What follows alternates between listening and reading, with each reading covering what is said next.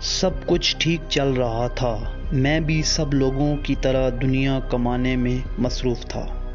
بس صبح شام ہو رہی تھی، میری صبح دنیا سے اور رات دنیا کی فکر میں ہو رہی تھی۔ پھر اچانک ایک روز مجھے سینے میں شدید تکلیف ہوئی۔ مجھے ایک ایمبولینس کے ذریعے قریبی اسپتال منتقل کیا گیا اور ڈاکٹر نے مرض کی تشخیص کرتے ہوئے بتایا کہ شدید دل کا دورہ آیا ہے۔ اور ان باتوں کے دوران مجھے لگا میرے جسم اور روح میں ہم آہنگی نہیں رہی۔ ڈاکٹر نے آخری کوشش کی اور آنکھیں بند کرتے ہوئے کہا، یہ دنیا چھوڑ گیا ہے۔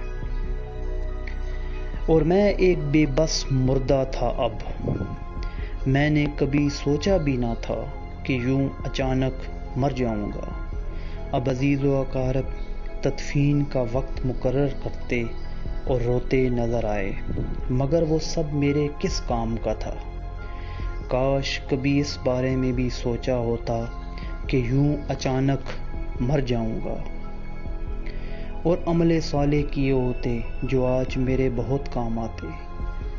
کاش ذخیرہ اندوزی نہ کی ہوتی، جھوٹ نہ بولا ہوتا، رشوت نہ لی ہوتی، بغض نہ پالے ہوتے، بے ایمانی و بدعنوانی نہ کی ہوتی، اپنے اللہ کو راضی کیا ہوتا۔